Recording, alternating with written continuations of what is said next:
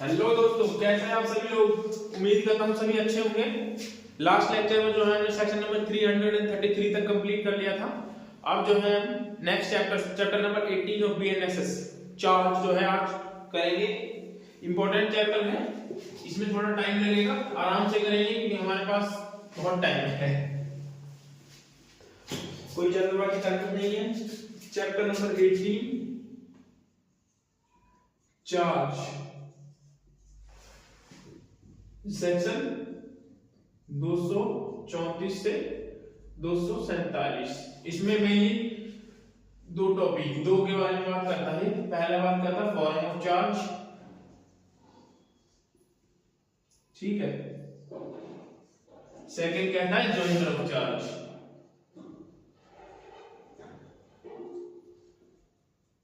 ये बात करता है जॉइंटर ऑफ चार्ज मींस कि कब जो है एक से अधिक ऑफेंसेस को जो है एक साथ ट्रायल किया जा सकता है या फिर जॉइंट चार्ज किया जा सकता है। जॉइंट चार्ज करते हुए एक साथ ट्रायल किया जाएगा। कब सेपरेट चार्ज लगेंगे, कब एक साथ चार्ज किया जा सकता है। अब बात करते हैं सेक्शन नंबर, ये कहां से कहां तक है, ये 234 से लेकर के 240 तक और ये 241 से 247 तक, यहां तक है। आज कोशिश करेंगे कि फॉर्म ऑफ चार्ज को कंप्लीट कर दें। Section number 234 form of charge, contents of charge.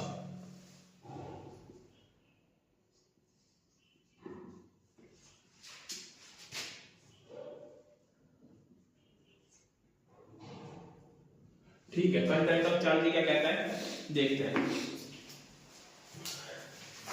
क्या वीडियो में दिखता नहीं है कई बार, तो बार बार देखना पड़ता है वीडियो नहीं है, रुक तो नहीं गई है। अच्छा, चार्ज का फॉर्म नंबर क्या है आपको पता है, जो पीछे शेड्यूल में दिया गया है। कितना फॉर्म नंबर होता है चार्ज का, फॉर्म नंबर कितना है जो पीछे शेड्यूल में दिया गया है। आप लोग देखेंगे ये फॉर्म नंबर जो होते हैं, ये वाले जो पीछे शेड्यूल में दिए गए होते हैं, देखो जैसे form number 30 warrant of commitment, ठीक है, उसी तरीके से शेड्यूल के पीछे दिए गए हैं। तो इसका चार्ज का फॉर्म नंबर है 33, फॉर्म नंबर 33। इसको एमसीक्यू में पूछ लेते हैं, इसलिए मैंने जो है आपको बताया है।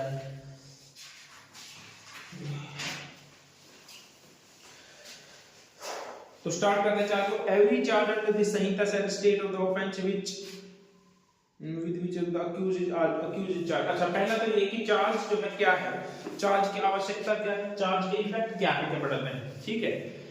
कि चार्ज है क्या, पहले तो ये समझते। देखो, किसी भी अभियुक्त पर जो आरोप लगाए जाते हैं ना, कि किसी व्यक्ति ने जो है आरोप, मतलब किसी व्यक्ति ने जो है ऑफेंस किया है, ठीक है, उस व्यक्ति को अर्थात अक्यूज को, उसको जो है उसके विचारण को जो है एक तरीके से सूचना देना है। यदि वो उस चार्ज को जो उसके ऊपर आरोप लगाए गए हैं उनको स्वीकार कर लेता है, तो कोर्ट क्या करती है, कोर्ट तो है उसको वही जो है उसके स्टेटमेंट रिकॉर्ड करते हुए उसको पनिशमेंट दे देगी। यदि अक्यूज जो है चार्ज कहता है कि वो जो है ट्रायल चाहता है, तो जो होगा कोर्ट जो होगा फिर उसके बाद प्रोसिक्यूशन विटनेस को एक नेक्स्ट डेट दे देगी दोनों को, और उसके बाद जो है प्रोसिक्यूशन विटनेस पे लगा देगी केस ट्रायल। जो कोर्ट में जाते हैं उसको पता भी होगा।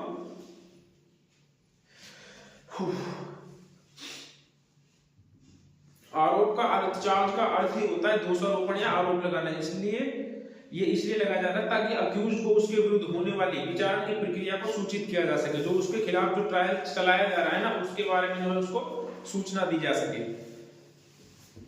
तो मेनली अभी तो आप यही समझे, उसके बाद में आगे बताएंगे आपको। इसमें कुछ एक्सेप्शंस भी लिखवाएंगे हम आपको कि एक्सेप्शंस क्या है, लेकिन अब चार्ज को आपने समझ लिया कि चार्ज क्या है, ठीक है। किसी अक्यूज को जो है उसके विचार की सूचना देना, उसके खिलाफ जो आरोप लगाए गए हैं, ठीक है। उसके बाद आता है अब content of charges. Content of charges क्या होता है, सबसेक्शन 1 क्या कहता है, every charge under this Sanhita shall state the offence which is the accused charge. ये कहता है कि आरोप में जो है उसके अपराध का कथन होना चाहिए, कंटेंट्स होने चाहिए उसके, ठीक है। Every charge under this Samhita state offence with which of the accused charge, जिसका जो है उसके ऊपर आरोप लगाया गया है। सिंपल सा ये, इसमें कुछ भी नहीं है। दूसरा कहता है if the law which creates the offence give it any specific name the offence may be describe in the charge by that name only. यदि जो है, दूसरा कहता है, देखो यदि जो है लॉ में जो है उस ऑफेंस का नाम दिया गया है, ठीक है, तो क्या होगा, यदि लॉ में जो है स्पेसिफिक नाम दिया गया है तो स्पेसिफिक नाम को जो है एंटर किया जाएगा, स्पेसिफिक नाम, ठीक है। स्पेसिफिक नेम कैसे, स्पेसिफिक नेम कैसे होता है, जैसे कि डकैती, 5 या 5 से ज्यादा व्यक्ति मिलकर जो है रॉबरी कमिट करते हैं तो उसको क्या बोलते हैं, डकैती। अब ऑफेंस तो 5 से ज्यादा कर रहे हैं लेकिन उस जो ऑफेंस हो रहा है उसको डकैती नाम दिया गया है, तो उसी तरीके से एग्जांपल के लिए लिख दे रहा हूं डकैती, ठीक है। जैसे यदि कोई ऑफेंस का नाम दिया गया है तो ऑफेंस भी लिखा जाएगा और उसके साथ में सेक्शन का भी वर्णन किया जाएगा कि कौन से सेक्शन में।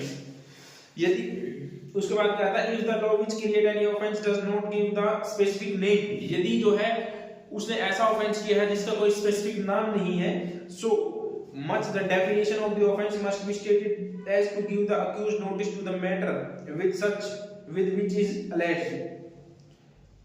हाँ, यदि जो है उसकी कोई परिभाषा लॉ में नहीं दी गई है तो उसको जो है इस तरीके से लिखा जाएगा कि अक्यूज को जो है उस बात की सूचना हो जाए कि उसके ऊपर जो है इस चीज का आरोप लगाया गया है। समझ में आया? जैसे मान लीजिए एग्जांपल के तौर पे आप मान लीजिए कि रॉबरी की अभी तक कहीं पर कोई किसी लॉ में जो परिभाषा नहीं दी गई, आप मान लीजिए इसे, ठीक है, और उसने जो है किसी व्यक्ति ने जो है रॉबरी कमिट की, ठीक है, तो अब जो होगा ना उसकी परिभाषा इस तरीके से लिखी जाएगी कि जो अक्यूज्ड को जो है ना वो समझ में आ जाए कि उसके खिलाफ जो है किस ऑफेंस का जो है आरोप लगाया गया है। ये कहता है 3। उसके बाद 4 कहता है कि इक्विवेलेंट स्टेटमेंट ऑफ एवरी, नहीं 4 नहीं, the law sections of the law, ये यदि कोई सेक्शन वगैरह तो सेक्शन वगैरह लिखे जाएंगे, धारा वगैरह है। 5th कहता है the fact in the charge of the made equivalent of the statement of every legal condition required by law in the constitutional offence was fulfilled in the particular case.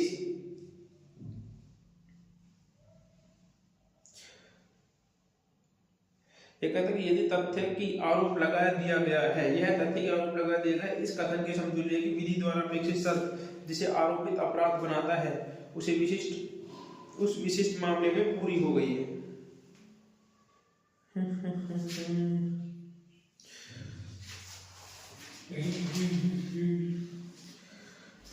ये conditions की बात करता है, बस ये conditions जो हैं fulfil हो गई है तो ये समझ लिया जाएगा जिस व्यक्ति के खिलाफ जो आरोप लगा दिया गया उसका। उसके बाद 6 कहता है आरोप न्यायालय की भाषा में लिखा जाएगा। 7 कहता है कि प्रीवियस कन्विक्शन यदि कोई है तो उसको भी जो है यदि मजिस्ट्रेट ठीक समझता है तो लिख सकता है, यदि वो ठीक समझता है तो। अब इसमें 7 पॉइंट हैं, 7 पॉइंट को जो है हम 1 बाय 1 जो है आपको लिख करके बताते हैं कि क्या क्या है इन 7 पॉइंट्स में, ठीक है। देखो पहला कहता है, फर्स्ट में ही लिख देता हूं, आरोप का कथन होना जरूरी है, ठीक है, आरोप का कथन। सेकंड में लिख दिया स्पेसिफिक नेम होना चाहिए। उसके बाद कहता है यदि स्पेसिफिक नेम नहीं है तो उसकी पर्याप्त डेफिनेशन होनी चाहिए जिससे कि अक्यूज को समझ में आ सके, ठीक है। थर्ड कहता है not specific name,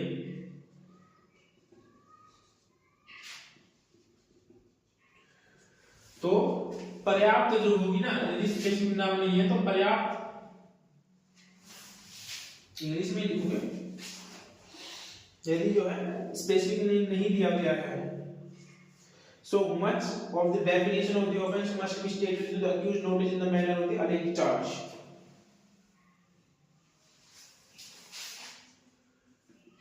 So much definition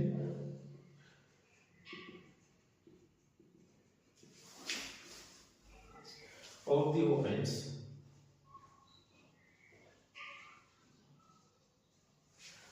offense must be stated to give the accused information, must be stated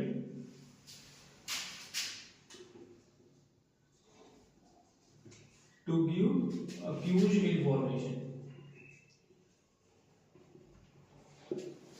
ठीक है। या फिर आप लिख सकते हो तो पर्याप्त जो होगी उसकी परिभाषा दी जाएगी, पर्याप्त परिभाषा,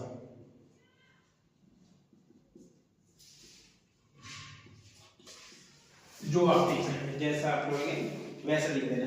और यदि कोई सेक्शंस वगैरह हैं तो सेक्शन वगैरह में भी लिख दिया जाएगा कि जिस सेक्शन में ऑफेंस लिखा है सेक्शन लिखा जाएगा, ठीक है।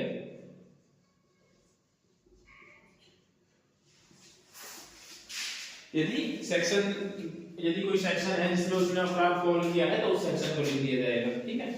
जैसे थेफ्ट वगैरह का सेक्शन है 303 तो 303 डाल दिया जाएगा उसमें, सेक्शन 303 में जो है थेफ्ट का ऑफेंस किया है। फिफ्थ कहता है कि कंडीशन फुलफिल होनी चाहिए, तो इसमें तो लिखना ही क्या है वैसे, कंडीशन जो है ना वो फुलफिल होनी चाहिए, कंडीशन फुलफिल हो।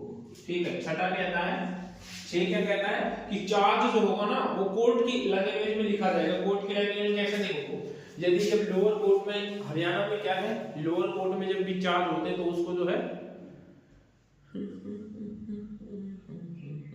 इंग्लिश में लिखा जाता है, लेकिन कहीं कहीं पे जैसे यूपी है, राजस्थान हो तो वहां पर जो है हिंदी में लिखा जाता है।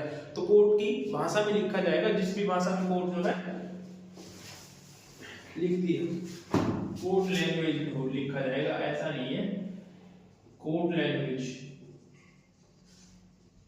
दिख भी रहा है नीचे, तब मैं लिख तो दिया, ठीक है, दिख तो रहा, कोर्ट की लैंग्वेज में होगा। उसके बाद सेवंथ है, सेवंथ क्या कहता है,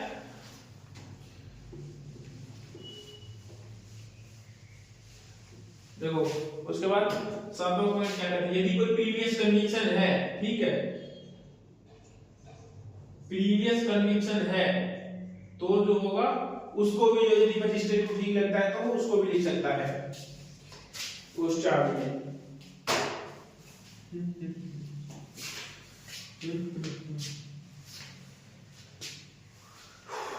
उसके बाद इसका एग्जांपल देखिए, एग्जांपल ए बी सी और डी, इसको जो आप पढ़ लीजिए क्योंकि एग्जांपल ही पूछे जाते हैं, अब इलस्ट्रेशन बेस्ड क्वेश्चन ज्यादा आने लगे हैं।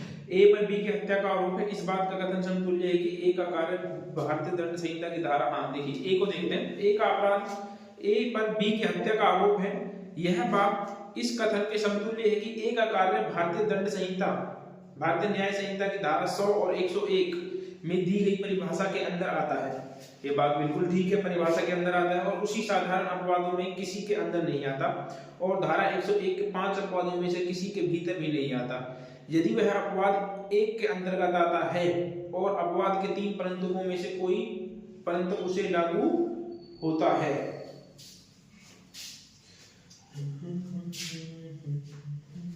इसमें आपकी वो भाषा बताया गया है जिसमें 2 और 3 का, जिसमें कह रहे थे ना सब क्लोज 2 और 3 का स्पेसिफिक नेम है तो स्पेसिफिक नेम लिखा जाएगा, और सेक्शन है तो 2 और 4 का स्पेसिफिक सेक्शन है तो सेक्शन लिखा जाएगा।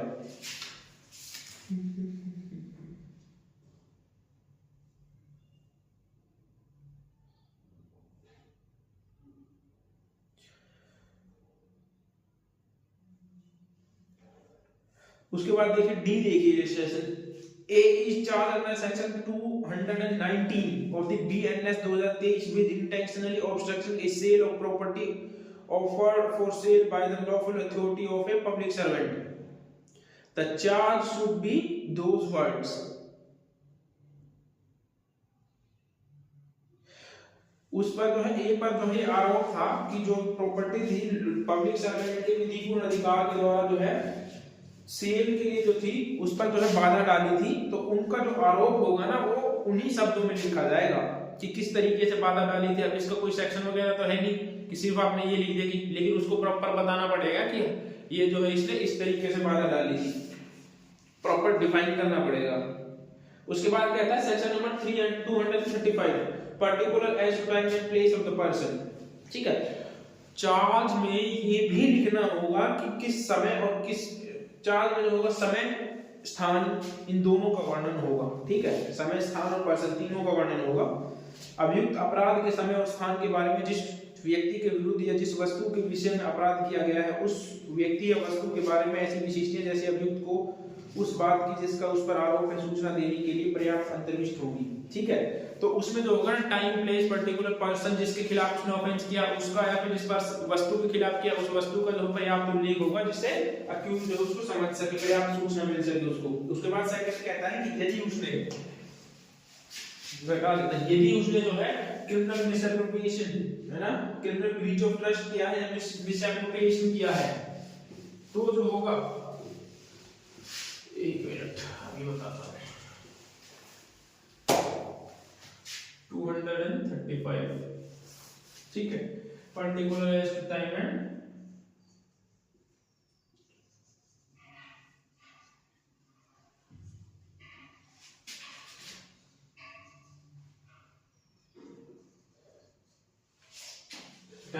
Place and person.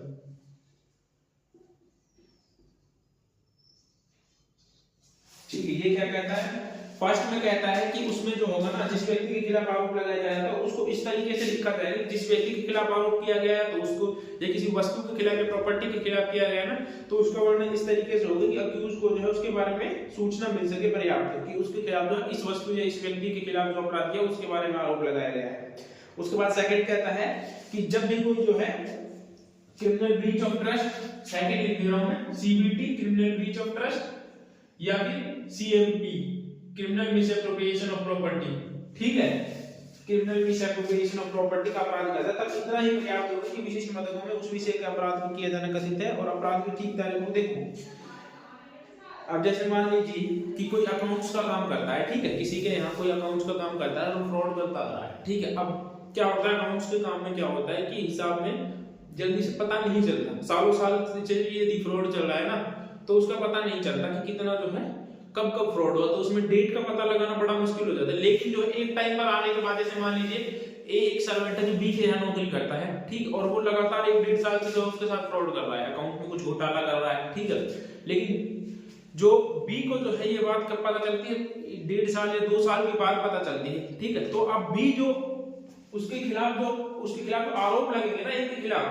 वो उस कंप्लीट सम अमाउंट के खिलाफ लगेंगे, मतलब जितने अमाउंट तक का है, चाहे उसमें डेट उसको याद हो या ना हो, ये कोई रिलेवेंस नहीं है। लेकिन इसमें ये होना चाहिए कि जो फर्स्ट डेट और लास्ट डेट है ना, उसमें 1 साल से ज्यादा का गैप नहीं होना चाहिए, ठीक है।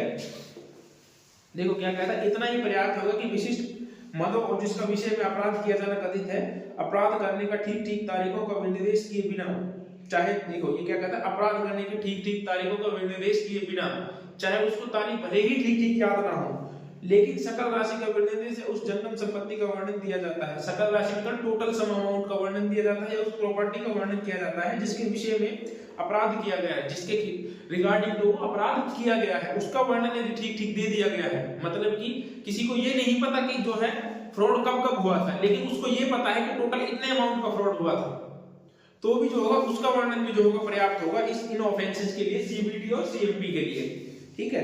उन तारीखों के बीच में अपराध का किया जाना भी कथित विनिर्देश किया जाता है, और ऐसे विरचित आरोपों पर 242 के अर्थ में एक ही आरोप का समझा जाता है, अपराध का आरोप समझ, तो उनका जो आरोप होगा ना, चाहे भले उसने देखो पहले 1 तारीख को किया, फिर 2 तारीख को, 3 तारीख को, 4 तारीख को अलग अलग किए हैं, लेकिन उनका जो आरोप होगा ना वो एक ही होगा, वो इस तरीके से समझा जाएगा कि उसने एक ही ऑफेंस किया है, ठीक है, उसने एक ही ऑफेंस किया है। लेकिन जो है उनके बीच का टाइम पीरियड यदि 1 साल से ज्यादा का हो जाता है, ठीक है, तो जो होगा उस पर अलग अलग ऑफेंस के जो है अलग अलग आरोप लगेंगे 2, ठीक है, एक नहीं लगेगा। क्यों? अब ये 1 साल का ही टाइम पीरियड जो रखा गया है कि जब हम सेक्शन नंबर 242 को पढ़ते हैं तो उसमें कहता है कि 1 साल के अंदर जो भी कोई व्यक्ति 5 जो है सेम प्रकार के ऑफेंसेस की जो है 5 या 5 से अधिक, सॉरी 5 या 5 से अधिक है ना, 5 से अधिक नहीं, सॉरी 5 से अधिक नहीं, जो होगा 5 या मान लीजिए 4 एक प्रकार का ऑफेंस करता है तो उनको जो है एक साथ ट्रायल किया जा सकता है, उन पर एक साथ चार्ज लगाया जाएगा,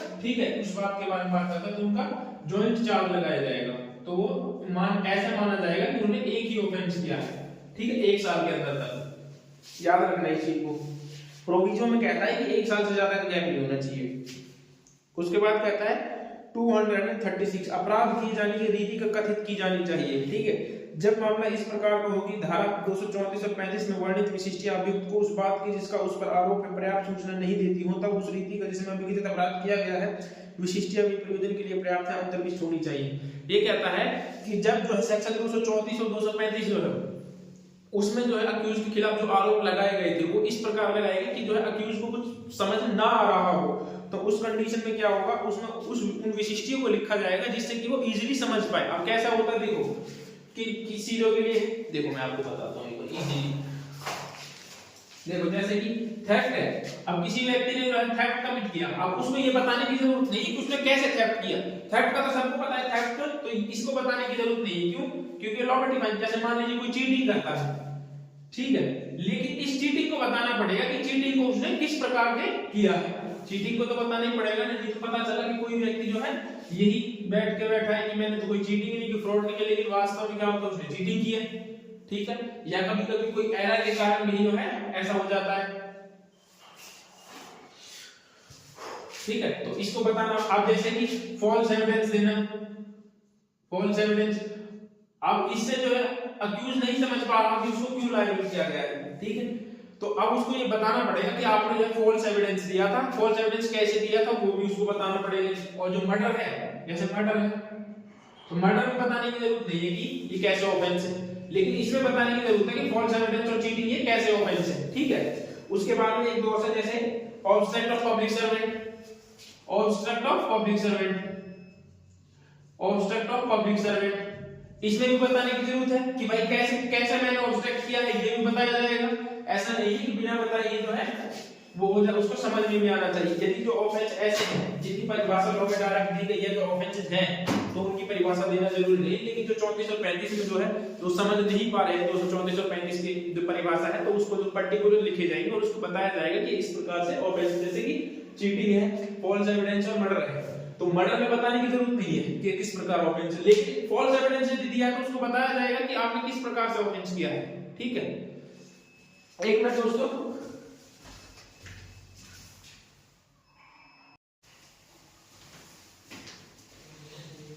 सॉरी दोस्तों, अभी बीच में लाइट चली गई थी तो इस वजह से वीडियो जो बंद करनी पड़ेगी। अभी जो हम कर रहे थे सेक्शन नंबर 234 और 235 ही किया है, था 236 भी कर लिया था। एक बार मैं आपको दोबारा से बता देता हूँ, मोटा मोटा एक बार दोबारा से समझा देता हूँ। देखो चार्ज में क्या क्या होना जरूरी है। यदि किसी व्यक्ति के खिलाफ जो है चार्ज लगाए जाते हैं तो चार्ज में मेनली 7 चीजों के बारे में बताएंगे। पहला, उसमें जो चार्ज है उसमें कंटेंट लिखे जाएंगे। कंटेंट में क्या क्या होगा, देखो कंटेंट में वो अभिलिखित किया जाएगा कि पहले यदि कोई परिभाषा दी गई है, लॉ में यदि कोई परिभाषा दी है चार्ज ऑफेंस की तो उस परिभाषा को लिखा जाएगा। दूसरा, यदि कोई परिभाषा नहीं दी गई तो उसकी डेफिनेशन लिखा जाएगा और डेफिनेशन को इतना लिखा जाएगा जिससे कि जो है अक्यूज जो है उसको समझ पाए। और यदि कोई सेक्शंस वगैरह दिए गए हैं तो सेक्शन लिखे जाएंगे, कोर्ट की लैंग्वेज में लिखा जाएगा। उसके बाद कहता है कि यदि उसने कोई प्रीवियस ऑफेंस किया है, प्रीवियस कन्विक्शन है, तो मजिस्ट्रेट यदि ठीक समझे तो जो होगा उसको भी लिख सकता है। उसके बाद एक और है, वो कहता है कि पांचवा, कंडीशन को फुलफिल होना जरूरी है, आरोप की जो कंडीशंस हैं फुलफिल होना जरूरी। उसके बाद एक कथन का जो है अभिलिखित किया जाएगा। उसके बाद में 235 में हमने किया था कि टाइम, प्लेस और पर्सन, इनका जो मेंशन होना जरूरी है कि जो है अभियुक्त को बताया जाएगा कि किस समय और किस स्थान पर और किस व्यक्ति या किस वस्तु के खिलाफ जो उसने अपराध किया था, ताकि वो समझ पाए कि उसके खिलाफ किसका आरोप है, ठीक है, उसकी ऑफेंस का आरोप। उसके बाद हमने किया था सेकंड में सीबीटी और सीएमपी। सीबीटी और सीएमपी क्या था, criminal breach of trust and criminal misappropriation of property. ये इसका सब क्लोज 2 था। ये कहता है कि जो सीबीटी या सीएमपी जब भी किसी व्यक्ति कोई ऑफेंस करता है इनसे रिलेटेड, तो क्या होगा, उसके लिए जरूरी नहीं है कि उसको जो है एग्जैक्ट डेट का पता हो, लेकिन यदि उसको एग्जैक्ट सम अमाउंट का पता है, ठीक है, तो इसके लिए यही पर्याप्त होगा। ये जरूरी नहीं कि एग्जैक्ट डेट का पता हो। क्यों? क्योंकि जैसे मान लीजिए अकाउंट्स की होती है तो अकाउंट्स में कभी-कभी डेट का कुछ नहीं पता होता कि कब किया इसने ऑफेंस, लेकिन इतना पता है कि इतने अमाउंट का जो है इसने घोटाला किया है, तो उसमें जो होगा टोटल अमाउंट भी पर्याप्त है। लेकिन जो यदि डेट है तो डेट में जो होगा ना, ऑफेंस जो होगा, ऑफेंस की लास्ट डेट और फर्स्ट डेट जो होगी उसमें 1 साल से ज्यादा का गैप नहीं होना चाहिए। 1 साल से ज्यादा का गैप क्यों नहीं होना चाहिए? यदि 1 साल से ज्यादा का गैप होगा तो उसमें अलग-अलग चार्ज लगाए जाएंगे। उसके बाद 242 जब हम करते हैं तो उसमें कहता है कि 1 साल के अंदर जो होगा मिनिमम मतलब 5 से कम ऑफेंसेस करता है सेम काइंड्स के। सेम काइंड्स होने चाहिए जिसके सेम एक्ट में सेम परिभाषा में होता है, सेम पनिशमेंट होती है, तो वो कहते हैं सेम काइंड के एक्ट होते हैं। यदि वो करता है तो उसको जो होगा जॉइंट ट्रायल या जॉइंट चार्ज लगाकर जो उसका ट्रायल किया जाएगा 1 साल से भी ऑफेंसेस का। उसके बाद आते हैं अब सेक्शन नंबर 237 छोड़ दो, 238 इफेक्ट ऑफ एरर। 238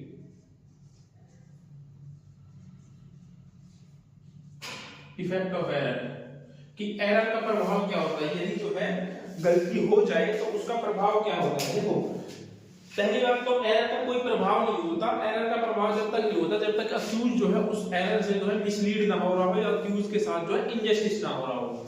यदि उस एरर से जो है अक्यूज के साथ इनजस्टिस हो रहा है या अक्यूज जो है किसी भ्रम में या किसी और एक्ट मतलब अक्यूज जो है मिसलीड हो जाता है तथ्यों से या इफेक्ट से या ऑफेंस से किसी भी चीज से, तो जो होगा तभी उस इफेक्ट का एरर होगा और तभी जो होगा वो वॉइड होगा। अर्थात वो यदि वो वॉइड नहीं होगा बाकी कंडीशंस में, ठीक है। देखो इफेक्ट का एरर कुछ नहीं होता है, इफेक्ट कह रहा है तब तक कुछ नहीं होता यदि अक्यूज मिसलीड ना हो रहा हो। पहला कहता है अक्यूज मिसलीड ना हो, दूसरा कहता है कि जब तक अक्यूज के साथ इनजस्टिस ना हो रहा हो। यदि ये दोनों कार्य नहीं हो रहे हैं तो जो होगा, यदि कोई इफेक्ट भी एरर भी हुआ है तो उसका कोई इफेक्ट नहीं पड़ेगा ना जजमेंट पे, ठीक है ना।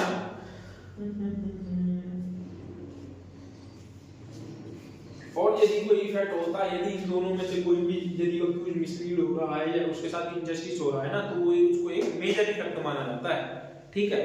उसके बाद आता है सेक्शन नंबर 238। इसमें 238 में सिर्फ इतना ही है और कुछ भी नहीं है, दो ही चीजें याद रखना, मिसलीड और इनजस्टिस। उसके बाद आता है कोर्ट में अल्टर द चार्जेस। कोर्ट कब जो है, अच्छा इसमें इलस्ट्रेशंस और देख लेते हैं। जो कि 238 की इलस्ट्रेशंस हैं इसको भी देख लेते हैं, और जो 236 की इलस्ट्रेशंस थी इनको आप पढ़ लेना। इनके मैंने एग्जांपल के साथ बताया था कि आपको जब कोई व्यक्ति थ्रेट करता है तो उसको जरूरत नहीं बताने की किस प्रकार थ्रेट किया है, लेकिन यदि कोई चीटिंग करता है तो चीटिंग को बताया जाएगा, फॉल्स एविडेंस देता है तो उसको बताया जाएगा किस तरीके से उसने फॉल्स एविडेंस दिया है, उसको वर्णन किया जाएगा उस रीति का पूरी का। लेकिन यदि उसने मर्डर किया है तो उसमें नहीं होता, इसमें जरूर नहीं है, ठीक है। 238 का देखो, 238 हमने ज्यादा जल्दी स्टार्ट कर। 238 का इलस्ट्रेशन फर्स्ट देखते हैं। ए पर बीएनएस की धारा 180 के अधीन आरोप है कि उसने कब्जे में ऐसी कूटकृत सिक्का रखा है, ठीक है। उसने अपने कब्जे में जो है फोरफिटेड कॉइंस वगैरह रखे हैं, जिसे वह उस समय जब वह सिक्का उसके कब्जे में आया था जानता था कि वह कूटकृत है। जब उसके पोजीशन में प्रॉपर्टी आई थी या कॉइंस आया था तब उसको पता था कि ये प्रॉपर्टी जो है या फिर ये सिक्का जो है काउंटरफीटेड है, कूटकृत है, और आरोप में कपटपूर्वक से वो छूट गया। लेकिन जब उसके खिलाफ जो चार्ज फ्रेम किए गए तो तब जो है फ्रॉडुलेंटली वर्ड छूट गया, कपटपूर्वक वर्ड जो है छूट गया। तब जब तक यह प्रतीत नहीं होता कि ए वास्तव में इस लोभ या भुलावे में पड़ गया था कि गलती को तात्विक नहीं समझा जाएगा। जब तक जो है अक्यूज उस जो वर्ड छूटा है ना फ्रॉडुलेंटली, अक्यूज उस वर्ड से जो मिसलीड ना हो रहा हो या इनजस्टिस ना हो रहा, तब तक जो उस गलती का कोई एरर नहीं होगा। लेकिन यदि उसके जो है वो इफेक्ट इतना हो रहा है कि उससे मिसलीड हो जा रहा है तो उसको तात्विक माना जाएगा। तात्विक मतलब regard omission the error shall not be regarding the material. उसके बाद बी कहता है ए पर बी से छल करने का आरोप है, उस रीति से जिसने बी के साथ छल किया वह आरोप में उपवर्णित नहीं है। मतलब कि ए ने जो है बी के साथ छल भी किया, लेकिन जो छल किस तरीके से किया वो आरोप में नहीं बताया गया, या अशुद्ध रूप से उपवर्णित, या फिर गलत तरीके से, या फिर उसमें कुछ त्रुटियों के रूप में वो वर्णित है। ए अपनी प्रतिरक्षा करता है और साक्ष्य को पेश करता है और उसका संव्यवहार का स्वयं अपना विवरण देता है। न्यायालय इसे अनुमान कर सकता है कि छल करने की रीति के अपवर्णन काल लोग तात्विक नहीं हुआ है, ठीक है। लेकिन जो है अक्यूज जो है अपने एविडेंस में विटनेसेस को लेकर आता है, ठीक है, और स्वयं उसका विवरण देता है, तो इससे ये समझा जाएगा कि अक्यूज जो है ना उससे कोई मिसलीड नहीं हुआ है। क्यों कि यदि वो मिसलीड होता तो उस चीज को समझ ही नहीं पाता, उसके खिलाफ एविडेंस ही नहीं देता, उसका ट्रायल ही नहीं कर पाता अच्छे से, यदि वो मिसलीड हुआ तो। लेकिन यहाँ पर जो है वो खुद एविडेंस भी लेकर आ रहा है, खुद विवरण भी बता रहा है, कंटेंट भी बता रहा है, तो उसको समझा भी रहा है, तो इसमें जो है उसको मिसलीड नहीं हुआ, ये मिसलीड नहीं माना जाएगा। उसके बाद आता है डी और सी को देखिए। ए पर बी से छल करने का आरोप है। एक मिनट दोस्तों मैं देख लेता हूँ वीडियो का, मुझे बार में देखनी पड़ती है, कहीं ऐसा ना हो बंद ही हो जाए। तो उसके बाद सी देखते हैं। ए पर बी के छल करने का आरोप है, चीटिंग करने का आरोप है, और उस रीति से बी से छल किया है वह आरोप उपवर्णित नहीं है। जो छल किया है ना उसके जो आरोप है वो उपवर्णित नहीं किए गए हैं। जो वो मैनर है ना चार्ज का, वो जो है उसमें वर्णन नहीं किया गया कि जब चार्ज फ्रेम किया गया तो उसमें वर्णन नहीं किया गया। ए और बीच के बीच अनेक समव्यवहार हुए थे, ए और बीच के बीच जो है अनेक ट्रांजैक्शन हुई थी, लेकिन उसको यही नहीं पता कि किस ट्रांजैक्शन के लिए उस पर जो चार्ज फ्रेम किया गया है, कि कौन सी ट्रांजैक्शन को उस पर आरोप लगाया गया है। और ए के पास यह जानने का आरोप का निर्देश उसमें से एक किसके प्रति है कोई साधन नहीं था, ना ही ए के पास कोई पर्याप्त साधन थे कि वो पता कर पाए कि भाई कौन सी ट्रांजैक्शन के खिलाफ जो है आरोप मेरे ऊपर लगाए गए हैं, तो उसमें कोई प्रतिरक्षा नहीं थी, और जिस वजह से वो क्या नहीं कर पाया, कोई अपने खिलाफ जो है अपने एविडेंस भी नहीं दे पाया, अपनी प्रतिरक्षा नहीं कर पाया, अपना डिफेंस नहीं कर पाया। न्यायालय ऐसे तथ्यों से अनुमान कर सकता है कि छल करने की रीति से के उपवर्णन का लोग उस मामले में तात्विक गलती थी। तो इस मामले में ये माना जाएगा कि जो न्यायालय की जो गलती है ना, कि जो वर्णन नहीं किया गया, ये एक तात्विक गलती है, एक मेजर मिस्टेक है। ठीक है,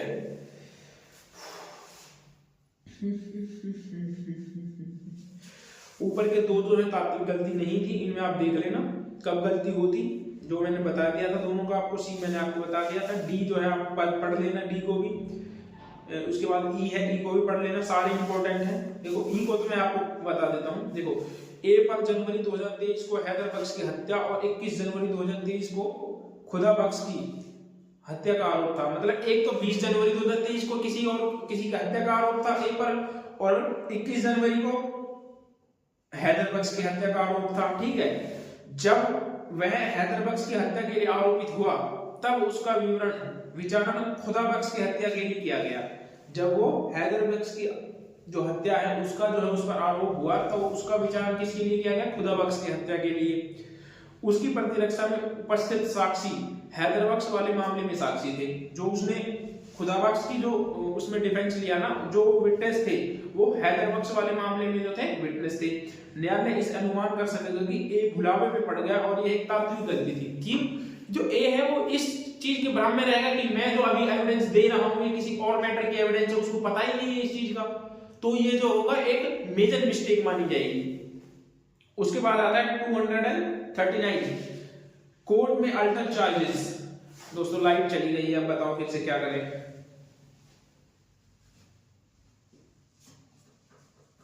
चलो देखते हैं, आ जाती है तो थोड़ा करते हैं। 239 तो कर ही लेते हैं। न्यायालय आरोप परिवर्तित कर सकेगा। कोई भी न्यायालय निर्णय सुनाए जाने से पहले किसी समय भी किसी भी आरोप में परिवर्तन कर सकता है। कोर्ट जो होगी ना जजमेंट देने से पहले या फिर जो लास्ट फाइनल आर्गुमेंट होती है ना उससे पहले भी जो है चार्ज को अल्टर कर सकती है। फाइनल जजमेंट के आने से पहले कभी भी, जजमेंट साइन करने से पहले वो कभी भी उसमें परिवर्तन दोनों कर सकता है।